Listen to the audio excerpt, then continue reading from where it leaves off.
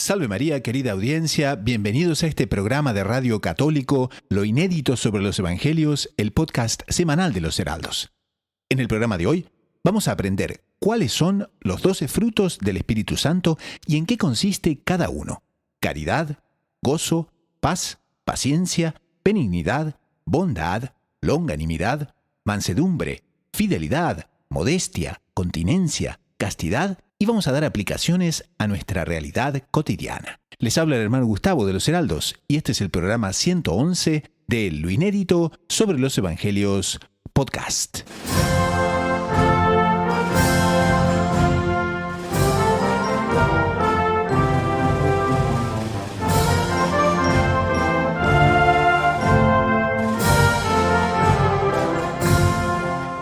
En este episodio de Lo Inédito sobre los Evangelios podcast, comentamos el Evangelio de la Solemnidad de Pentecostés y desarrollamos uno por uno los 12 frutos del Espíritu Santo.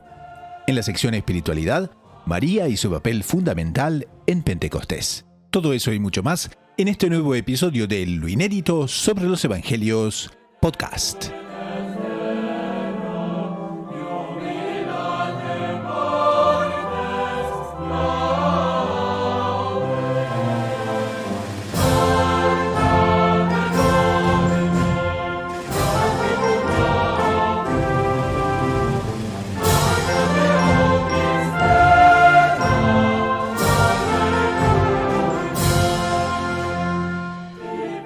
Salve María, bienvenida a la audiencia. Hoy es un programa muy especial porque tenemos ni más ni menos que el Evangelio de Pentecostés y tenemos una serie de implicaciones para nuestra vida espiritual, para aumentar en devoción a Nuestra Señora, para conocer también los 12 frutos del Espíritu Santo y de alguna manera considerarlos independientemente, pero también en su conjunto, que son poderosos elementos para que podamos desarrollar y hacer crecer nuestra vida espiritual. Hoy tenemos panelistas bien conocidos por nuestra audiencia: el hermano Pablo Vela de los Heraldos del Evangelio, que como saben es misionero en Argentina y dirige las Buenas Noches a María con los Heraldos del Evangelio en ese país, con casi 80.000 seguidores. Tenemos también al hermano Gerardo Reyes de los Heraldos del Evangelio, quien es catequista, es misionero en El Salvador y también pueden encontrarlo en el YouTube de los Heraldos de ese país. Aprovecho también para saludar a nuestra extendida audiencia en este programa número 111 de Lo Inédito sobre los Evangelios. Es el programa número 96 para Radio María Canadá, la voz católica que te acompaña. Aprovechamos también para saludar a Radio María del Rosario, FM 90.7 de Buenos Aires, Argentina. Radio María Guatemala, FM 103.3 de Guatemala City. Radio San José, Radio Canadá de Toronto. Tu oración hace eco en el cielo. Y por supuesto, nuestra nueva audiencia de Radio Caballeros de la Virgen de Colombia, las 24 horas bajo la protección de María. Y por supuesto también toda la audiencia que nos sigue en WhatsApp, que nos sigue en YouTube y en todos los lugares donde los heraldos del Evangelio ejercen su apostolado. Entonces, vamos a pasar al Evangelio del día de hoy, que es el Evangelio correspondiente a la fiesta de Pentecostés. Es el Evangelio según San Juan, capítulo 20, versículos 19 al 23. Y nos dice: al anochecer de aquel día, el primero de la semana, estaban los discípulos en una casa con las puertas cerradas por miedo a los judíos. Y en eso entró Jesús, se puso en medio y les dijo: paz a vosotros. Y diciendo esto, les enseñó las manos y el costado, y sus discípulos se llenaron de alegría al ver al Señor. Jesús repitió: paz a vosotros. Como el Padre me ha enviado, así también os envío yo. Y dicho esto, sopló sobre ellos y les dijo: recibid el Espíritu Santo. A quienes les perdonéis los pecados, les quedan perdonados. A quienes se los retengáis, les serán retenidos. Entonces, en este Evangelio, Monseñor John Cla nos comenta muchísimo cómo Pentecostés, la gracia que los apóstoles recibieron, también se refleja en una gran esperanza para el siglo en que nos encontramos, ¿no? Pero una cosa que nos gustaría ver en un ángulo un poquito diferente, después vamos a ver a Nuestra Señora, etc., pero en un ángulo diferente, los 12 frutos del Espíritu Santo. Y este es un tema de catecismo que, claro, los 7 dones del Espíritu Santo son todos muy claros, pero cuando nos llega la parte de examinar los 12 frutos del Espíritu Santo, si este fuese un test en materia de catecismo, creo que una buena parte, ¿no es cierto?, no sacaría una buena nota. Entonces, se nos ocurrió hoy llamar a uno de nuestros catequistas, nuestro catequista máximo de a bordo, que es el hermano Gerardo, y lo invitamos justamente para que nos comente un poco y nos desarrolle también, no solo cuáles son los 12 frutos del Espíritu Santo, sino también en qué consiste cada uno. Entonces, hermano Gerardo, por favor, ayúdenos en esta tarea escolar que nos ha tocado, que realmente nos vamos a sacar una muy baja nota. Entonces, la audiencia ciertamente va a apreciar muchísimo una buena ayuda y un buen refuerzo en esta materia. Y de hecho, hermano Gustavo, es un tema lindísimo, vastísimo, que de hecho en el tiempo que tenemos aquí nos va a faltar para entrar con todo detalle, pero que hace un bien enorme conocer con más claridad en qué consisten propiamente, qué es cada uno de los frutos del Espíritu Santo. Y es que cuando un alma corresponde a las mociones interiores del Espíritu Santo, esto va produciendo actos de verdadera virtud, y estos actos les llamamos los frutos del Espíritu Santo, así como podríamos comparar que el Espíritu Santo fue la semilla y luego va a fructificar en estas buenas obras, que principalmente aquí San Pablo nos los cataloga en 12 frutos. Estos frutos primero los enunciamos y luego vamos tratando de cada uno de ellos en particular. Son la caridad, el gozo, la paz, la paciencia, la benignidad, la bondad, longanimidad, mansedumbre, fe, modestia, continencia y castidad. Evidentemente que todos ellos van muy de la mano, y el ejercicio de uno necesariamente va a producir también el ejercicio de los siguientes, puesto que son virtudes. Conforme se va ejercitando, por ejemplo, comenzando con la caridad, esta necesariamente va a traer tras de sí el gozo, la paz y todo el resto, como que una especie de cadena que va a un eslabón unido a otro. Y un detalle que es interesante conocer como preámbulo, y es que los primeros tres, la caridad, el gozo y la paz, estos frutos perfeccionan el alma dentro de sí misma, en sus mismos bienes, y perfeccionándonos a nosotros mismos, son especialmente nuestro lazo de unión con Dios. Y a raíz de eso es que nacen el gozo y la paz. Por eso van muy de la mano, la caridad, el gozo y la paz, porque principalmente ejercen esa acción benéfica dentro de nuestra alma. Hermano Gerardo, ¿se podría decir que hay una jerarquía entonces entre ellos? Hay una linda jerarquía, exactamente. A raíz de estos es que van a, digamos, practicando excelentemente estos tres primeros, es que van a surgir los siguientes también. Estos, como usted bien decía, son más importantes por el hecho de que van más directamente ligados, más directamente unidos hacia Dios. Y cuando la persona tiene dentro de sí esa perfecta unión con Dios, claro que el alma automáticamente, diremos, se coloca en orden ella misma. Y ahí es donde vienen los siguientes frutos, que son la paciencia y la longanimidad, que en realidad como que dan al alma esa estabilidad, esa serenidad, diremos, para superar las adversidades interiores y exteriores. Digamos así, como que constituyen esa muralla que van a custodiar esa caridad, el gozo y la paz que ya reinan interiormente. Quizás para algunos de nuestros oyentes la longanimidad nos haga falta un poquito de... Sí. Ya entraremos ahí. Si quiere, le terminamos de ver como que la estructura general y luego pasamos a ver particularmente cada uno. Sí. En fin, bueno, después de esto ya tendremos la bondad, benignidad y mansedumbre, se incluye también la fe, que de hecho ya veremos también la diferencia entre las tres primeras porque son como muy, muy semejantes. Uno escucha bondad, benignidad y mansedumbre, diríamos es lo mismo, pero tienen cierta nota diferente entre una y otra. Y estas cuatro perfeccionan el alma en relación al prójimo.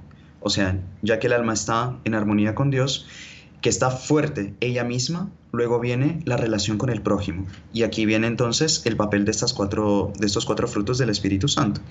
Y luego están las últimas tres, la modestia, la continencia y la castidad, que ya vienen a perfeccionar el alma en relación a las pasiones y concupiscencias, como que regulando aquello que pueda constituir un daño para ella misma. Ya teniendo como que esa estructura general, si quiere, hermano Gustavo, y ya pasamos a ver con más detenimiento cada una de ellas. Con gusto. Las tres primeras entonces serían la caridad, el gozo y la paz. La caridad, hermano Gustavo, viene a ser ese afecto, esa buena voluntad, esa habilidad, diremos, de amar al prójimo. Principalmente va a ser de amar a Dios, evidentemente, porque la auténtica caridad, y principalmente la caridad por excelencia, es el amor a Dios. Pero un auténtico amor a Dios va a redundar, sí o sí, en el amor al prójimo. Como Dios es amor, Él nos comunica su mismo amor y también nosotros debemos comunicar ese amor con los otros. Y esta caridad va a ser la base fundamental, diremos la raíz para todos los, digamos así, los dones ministeriales, ya para nosotros el darnos a los demás. Claro. Diremos que si falta este amor, nosotros no podríamos ganar ningún mérito y no tendríamos, digamos, ningún merecimiento por las acciones que practiquemos sobrenaturalmente, ¿verdad? Decía San Juan de la Cruz, al final de esta vida seremos juzgados según el amor. Por tanto, es la columna central de todos los otros frutos que vamos a ver ahora. Muy interesante. Y una cosa muy bonita es que a través de este fruto, la persona alcanza su propio fin en la tierra, que sabemos que es amar a Dios sobre todas las cosas, el primer mandamiento. Ahora, como ya es el inicio de esta unión con Dios en esta tierra, de aquí ya nace esa gran alegría que es el siguiente fruto, que es el gozo. Puesto que la persona ama a Dios, va a tener dentro de su alma el siguiente fruto, que es el gozo. Y es esa propiamente alegría, una alegría permanente, que reina en el alma humana. Y bueno, yo creo que ya hemos tratado de varios santos aquí en nuestros programas y, por ejemplo, un San Felipe Neri, un San Juan Bosco, que todos los santos brillaban por su alegría, pero algunos especialmente, aquel dicho de Don Bosco, ¿no? Que decía que un santo triste es un triste santo, como que no existe realmente un santo que esté triste, no puede estar triste, porque su unión con Dios necesariamente le va a dar este gozo. Vemos que la vida de nuestro Señor Jesucristo fue marcada por grandes acontecimientos en cuanto a la encarnación, la natividad, la resurrección, y estos grandes acontecimientos estuvieron impregnados de este gozo. Ahora, una cosa bonita que es interesante recordar es que este gozo acompaña incluso en los sufrimientos.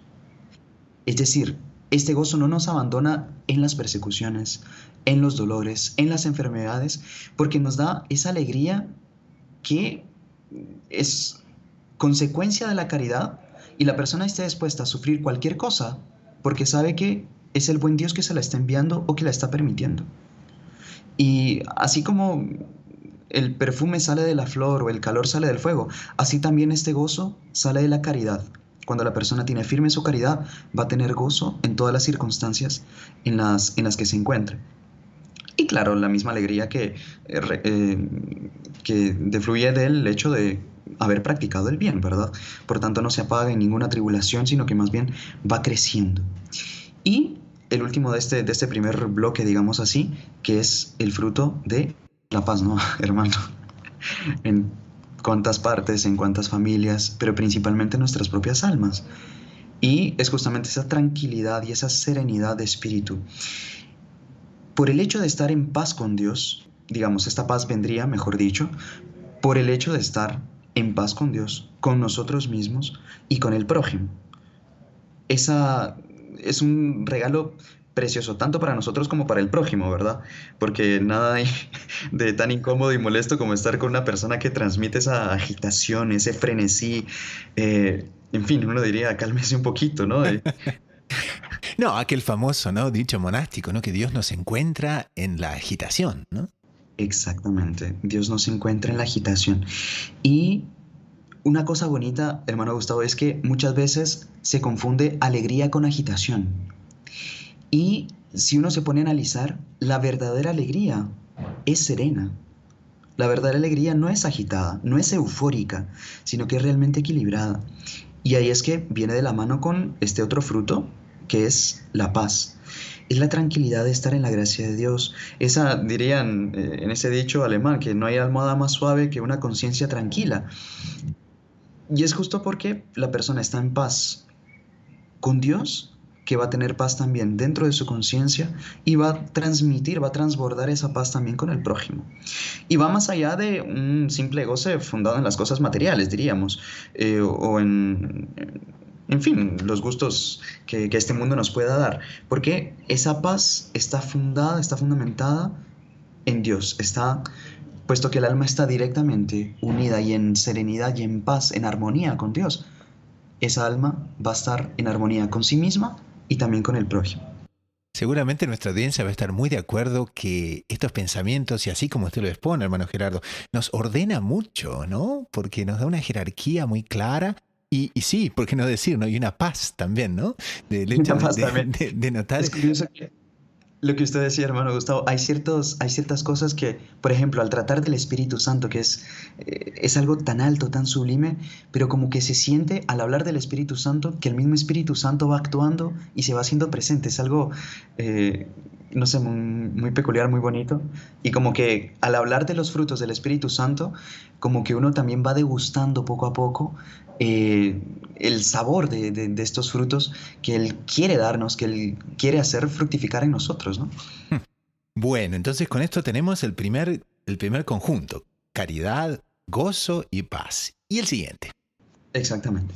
Luego entraremos con la paciencia y la más intrigante de todas, la longanimidad. ¿Qué quiere decir esa palabra tan curiosa? Bueno, la paciencia es mucho más conocida, ¿verdad? Eh, tan Conocida, pero conocida, quizás difícil de practicar, ¿no es cierto? tan conocida como difícil de ser practicada, exactamente. Ahora, en esta paciencia no cabe el espíritu de rencor. Es un perfecto equilibrio de temperamentos, de pasiones. Es completamente lo opuesto al enojo, evidentemente. Pero donde hay paciencia, también necesariamente va a haber constancia, va a haber firmeza, va a haber perseverancia. Una persona paciente sabe ser tolerante. Tolerante en el buen sentido, ¿verdad? No en la tolerancia falsa que hoy en día se predica de tolerar incluso el mal, sino de tolerar los defectos del prójimo para buscar hacerle un bien al alma. La paciencia es clemente, es indulgente, contraria evidentemente a la impaciencia humana a la hora de que nos viene una dificultad o al soportar las debilidades y provocaciones inclusive del prójimo. Y hay un punto muy bonito en este fruto del Espíritu Santo y vemos por qué la paciencia es tan necesaria, no solo para soportar al prójimo, sino muchas veces también para soportarnos a nosotros mismos.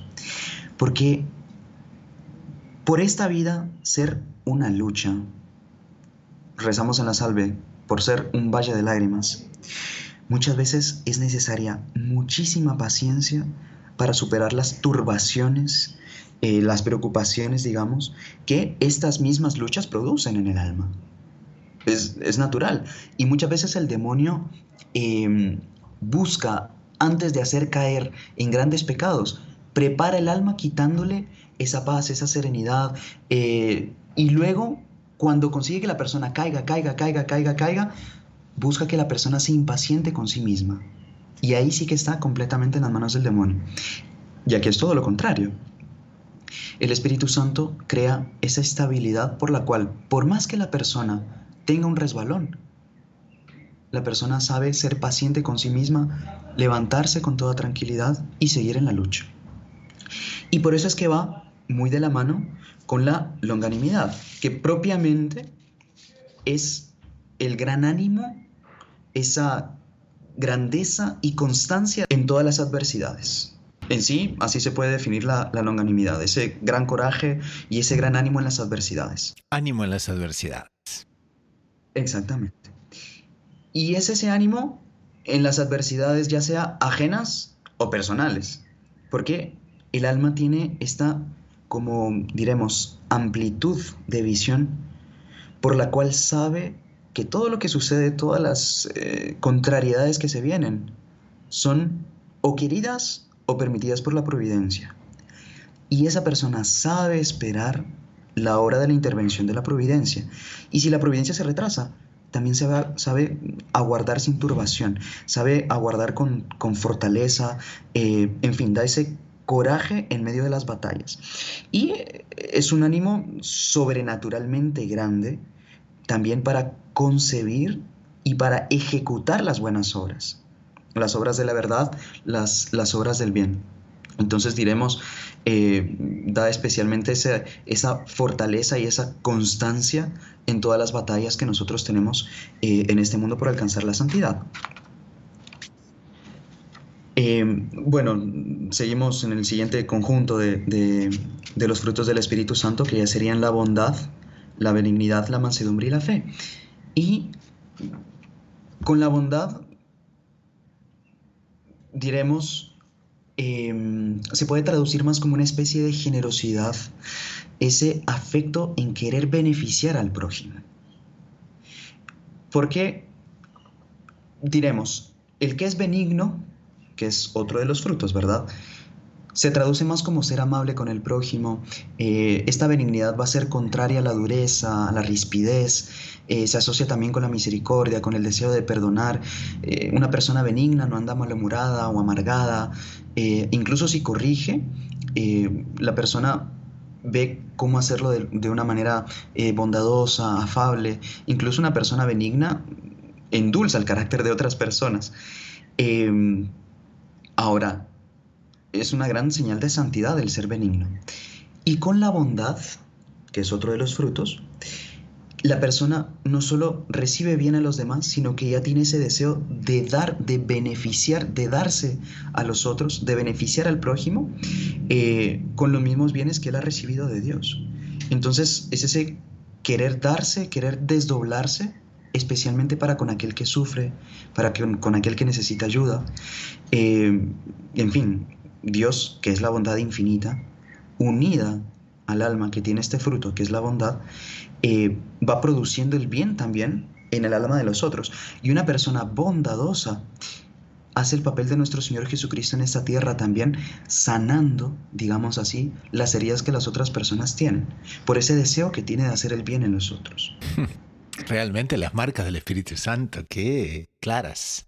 Son lindísimas, realmente emocionantes y uno diría, uy, que ya venga un nuevo Pentecostés sobre la faz de la tierra y el mundo sea renovado, porque es tan bello. Usted imagínese un mundo en el que todos poseamos todos estos frutos.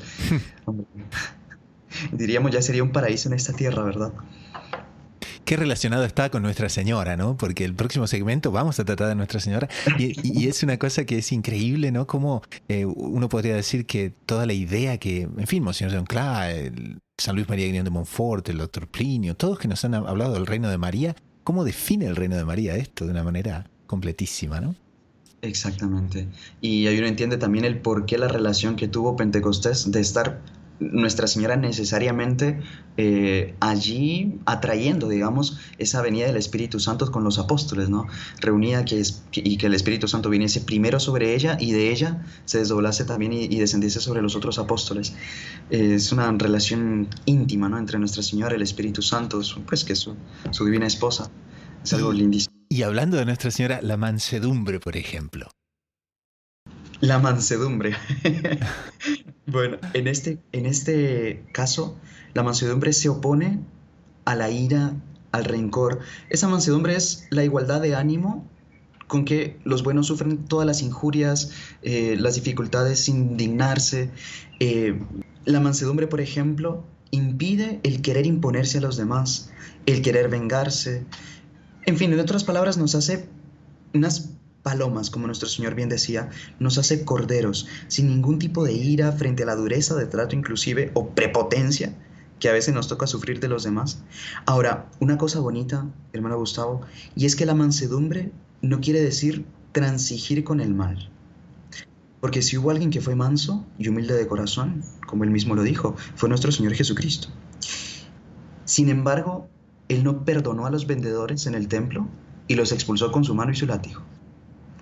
Entonces, esta mansedumbre da ese equilibrio entre la santa indignación, cuando ello lo amerita, sin caer en el pecado de ira, pero al mismo tiempo concede que la persona sea amable sin ser débil.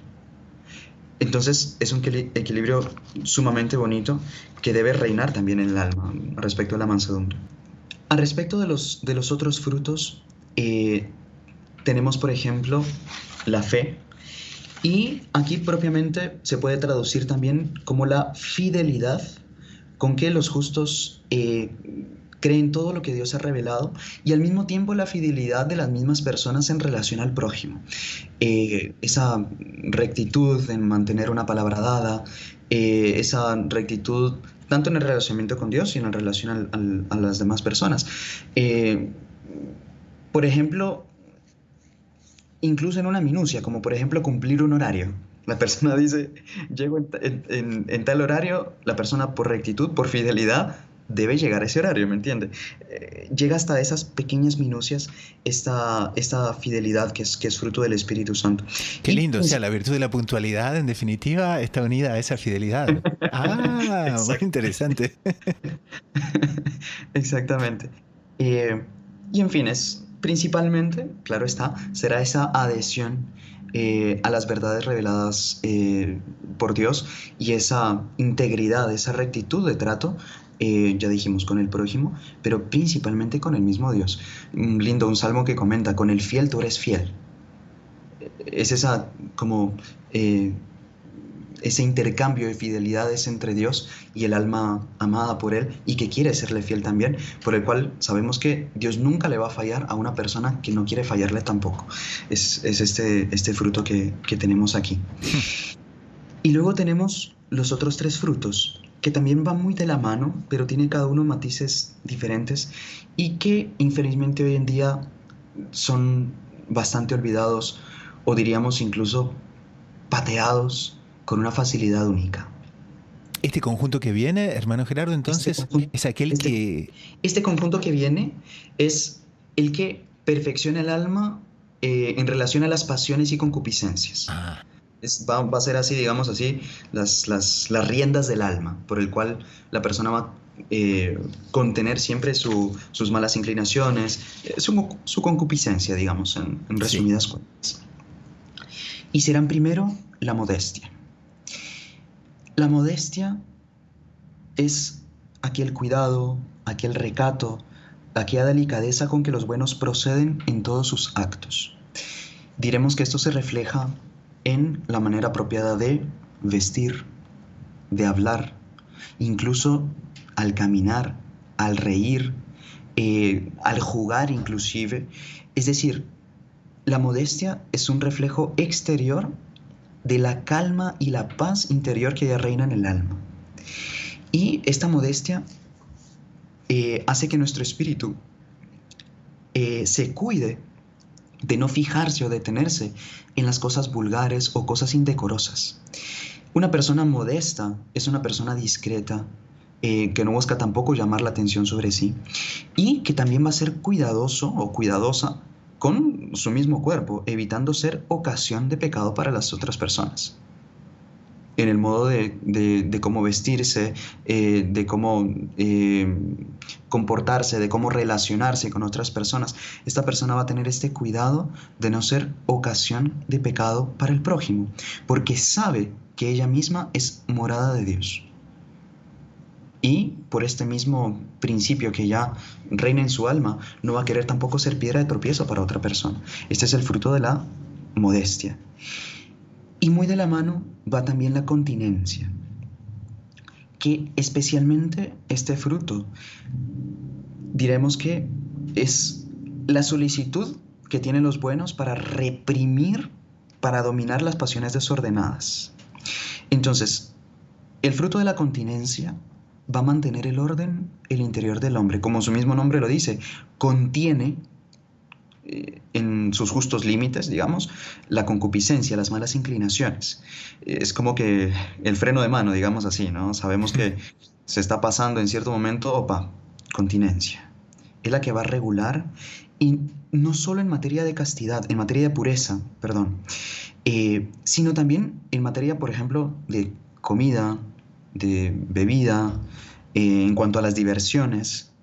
Sabe que la persona, en cuanto al descanso, por ejemplo, sabemos que hay un equilibrio para cada cosa.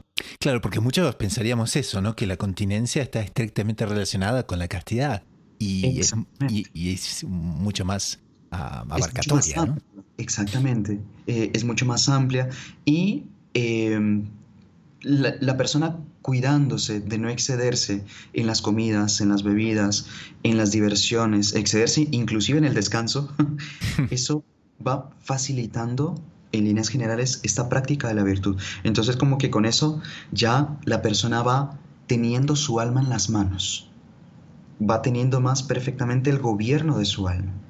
Y puesto que sabemos que somos hijos de Dios, también sabemos que debemos mantener a raya todos nuestros instintos. Y eso se consigue justamente con la continencia. Y ya más específicamente, ya para terminar con el último de los frutos, que sería la castidad, que es propiamente ya esa pureza interior que guardan los buenos, aborreciendo completamente todas las cosas deshonestas, impuras y huyendo también de todas las ocasiones de pecar. La castidad va a ser la victoria sobre la carne y nos hace templos vivos del Espíritu Santo. Y eso, siendo la persona soltera o casada, la castidad debe reinar, porque sabemos que no por ser casado o soltero, la persona no está dispensada de practicar la castidad.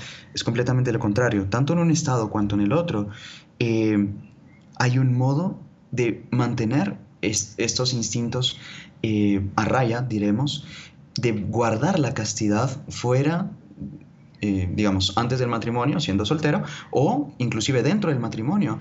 Estamos obligados a guardar la castidad.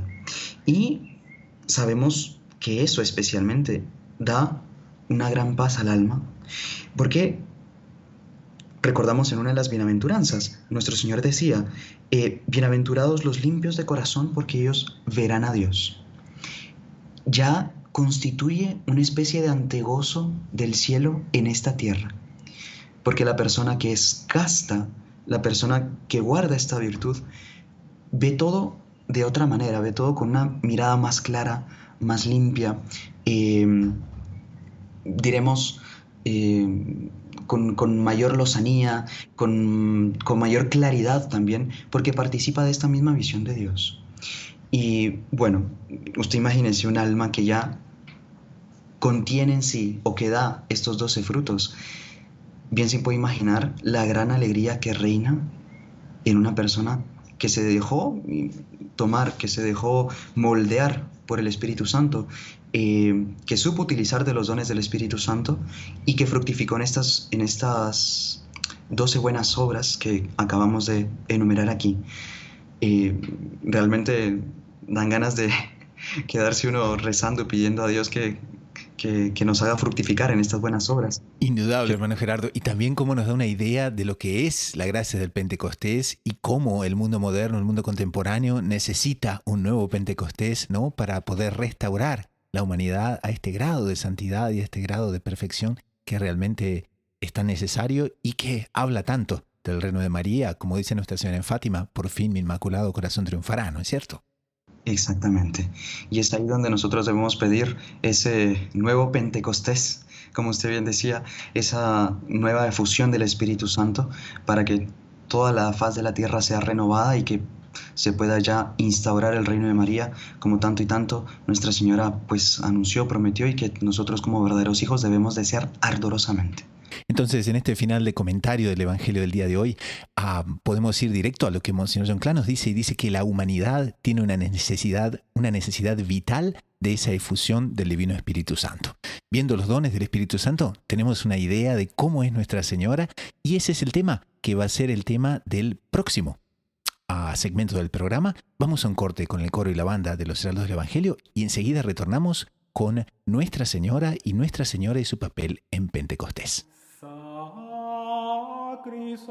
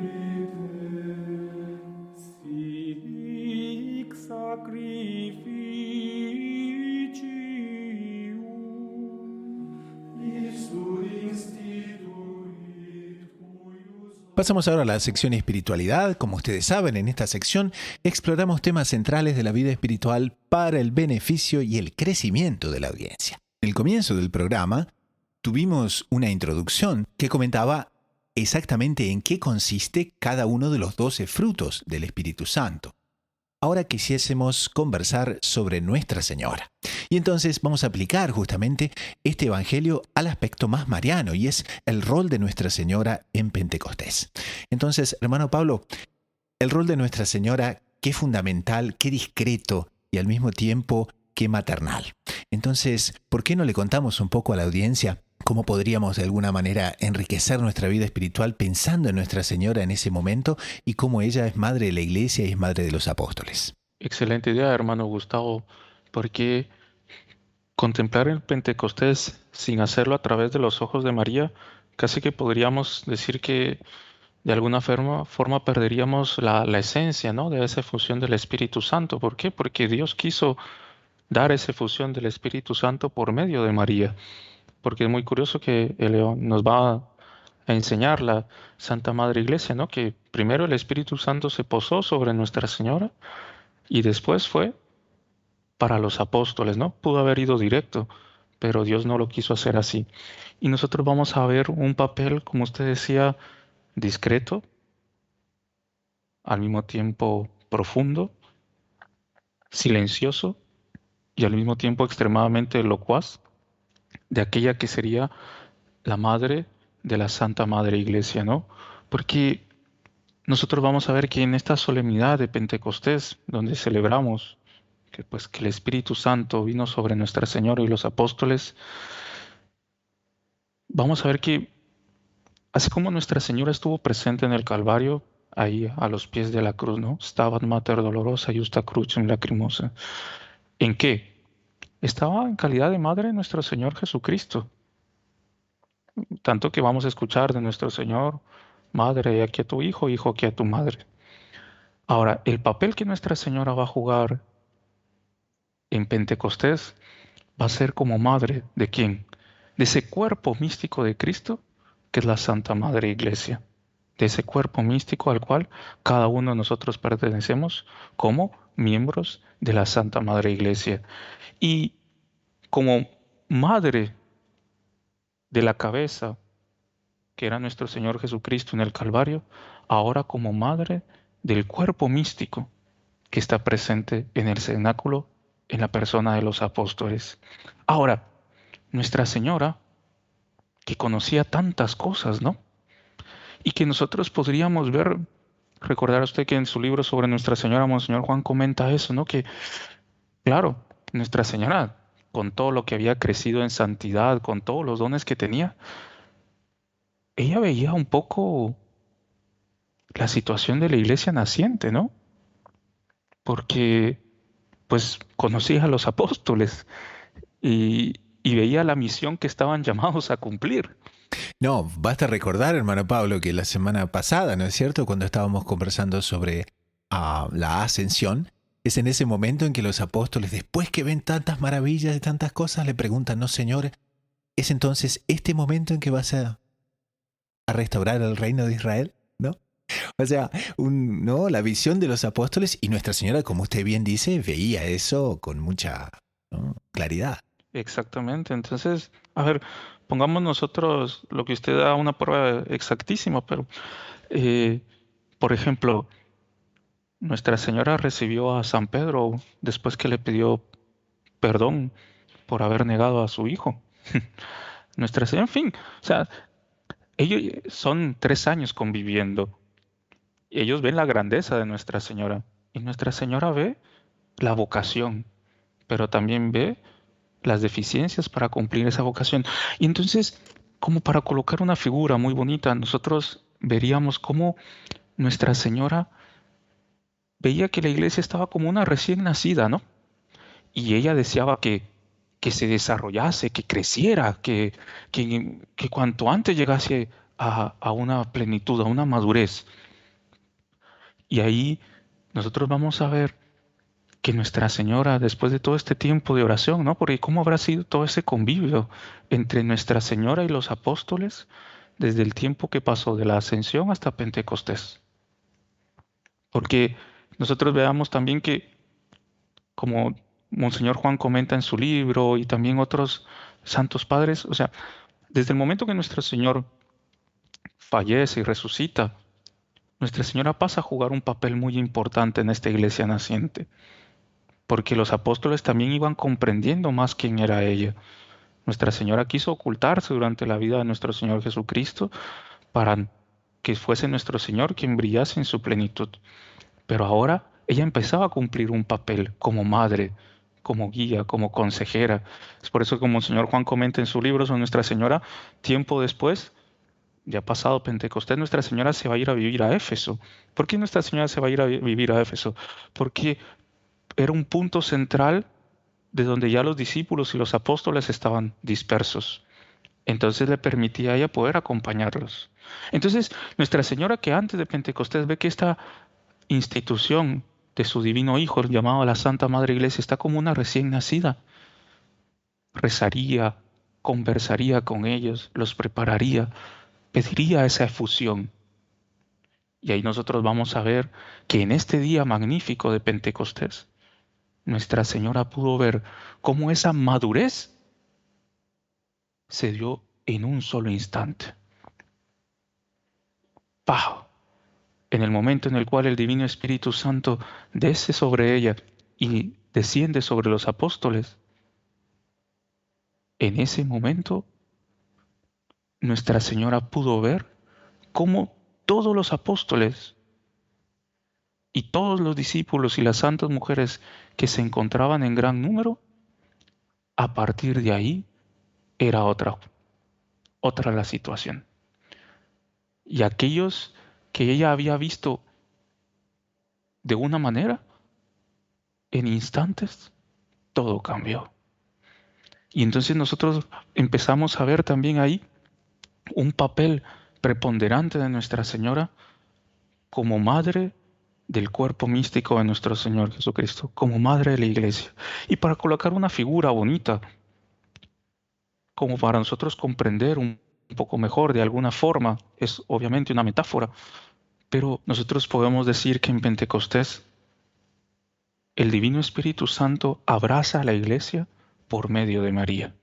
Y que en ese abrazo el Espíritu Santo derrama todos sus dones a sus discípulos, a sus apóstoles, y a través de ahí se da la expansión, esa madurez que la iglesia necesitaba tener para poder crecer, para poder desarrollarse.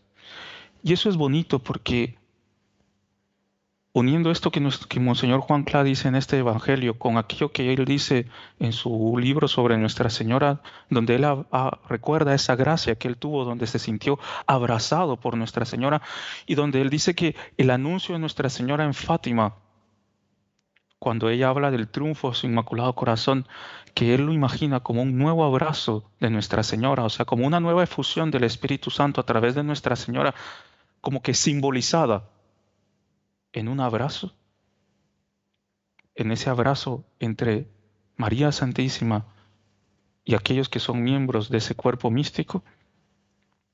Ahí nosotros vemos que Nuestra Señora jugó un papel importantísimo en esa iglesia naciente y juega un papel extremadamente importante en la iglesia del siglo XXI.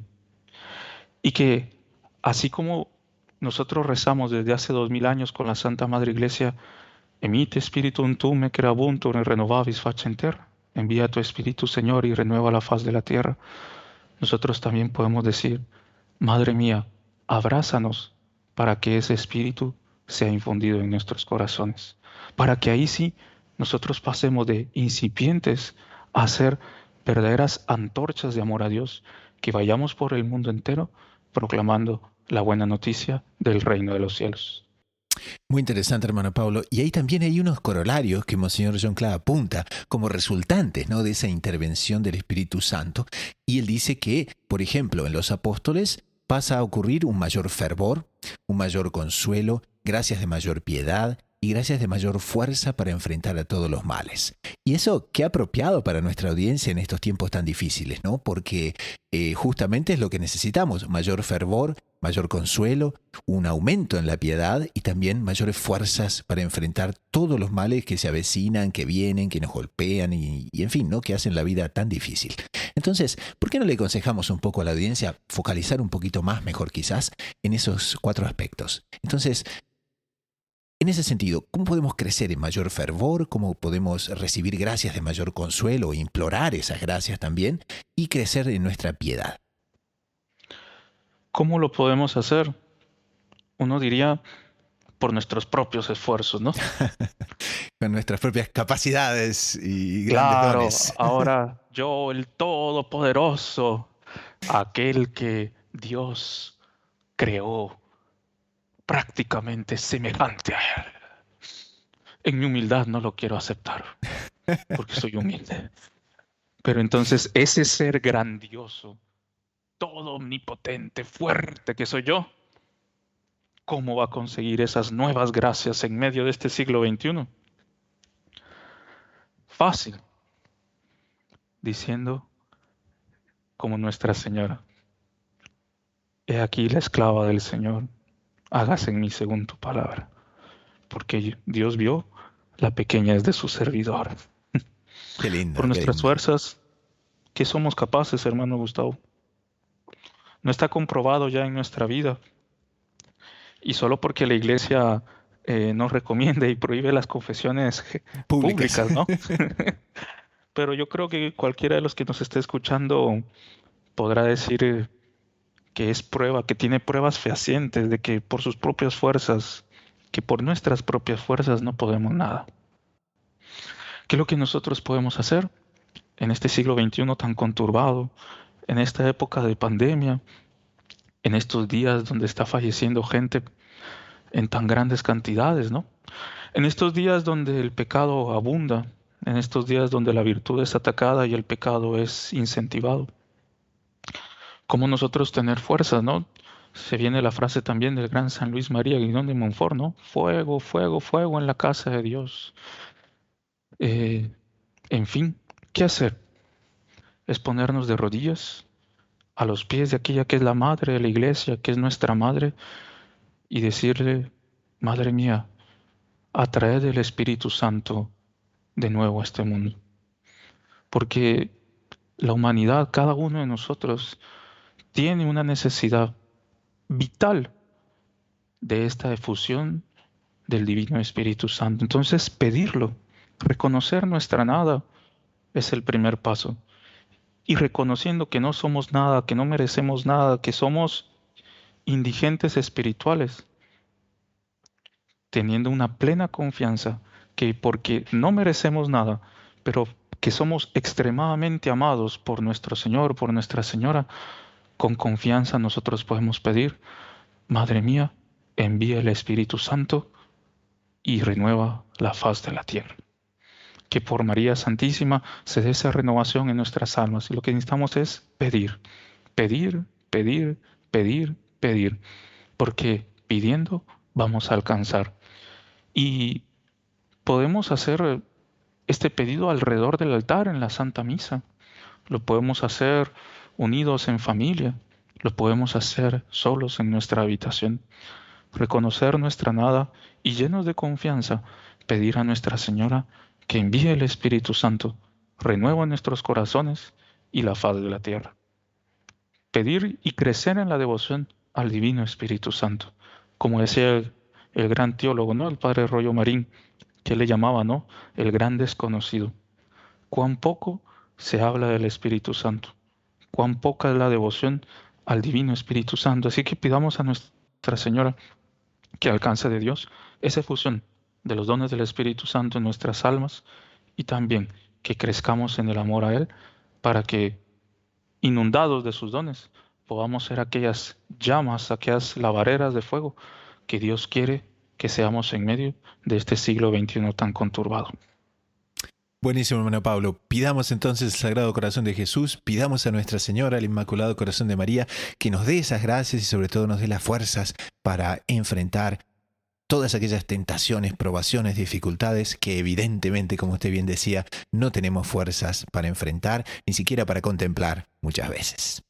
Pasamos entonces al último segmento del programa, son las sugerencias de la semana, una website, un libro, un podcast, un artículo de doctrina católica que nos haya gustado para el bien espiritual de las personas. Hermano Gerardo, ¿qué nos recomienda para esta semana? Puesto que tratamos un tanto sumariamente respecto de los 12 frutos del Espíritu Santo, me gustaría recomendar a nuestra querida audiencia una página donde pueden encontrarlo un poco más desarrollado, y es justamente los 12 frutos del Espíritu Santo en Pentecostés, de la página catholic.net. Se las dejo entonces aquí para que puedan también consultarla y beneficiarse de ella. Y las colocamos entonces en las notas del programa para quienes nos escuchan en la website también. Hermano Pablo, ¿qué nos recomienda para esta semana? Quiero recomendarles un artículo muy interesante que nos ayudará a comprender esa objeción, ¿no?, que muchas veces escuchamos, ¿no? Y la Virgen no está ahí en el Evangelio, ¿no? Solo podemos seguir lo que está en el Evangelio, ¿no? ¿Dónde está que María es esposa del Espíritu Santo? ¿Dónde está que María? En fin, para aquellos que han escuchado tonterías como esas, les recomiendo este artículo muy bonito que se titula María, esposa del Espíritu Santo. Un artículo que nos va a ayudar a comprender el papel importantísimo que Nuestra Señora juega dentro de la Santa Madre Iglesia como esposa del Espíritu Santo y la acción que el Espíritu Santo quiere ejercer dentro de la Iglesia por medio de María. Así que se lo recomendamos, que va a ser de gran fruto espiritual para todos. Y con esto, en nombre del equipo de producción y de quien les habla, el hermano Gustavo de los Heraldos, nos despedimos hasta dentro de una semana. Así que a rezar mucho, a perseverar con confianza, con los ojos en la Eucaristía y en María Santísima, a la búsqueda incansable de descubrir siempre más lo inédito sobre los Evangelios.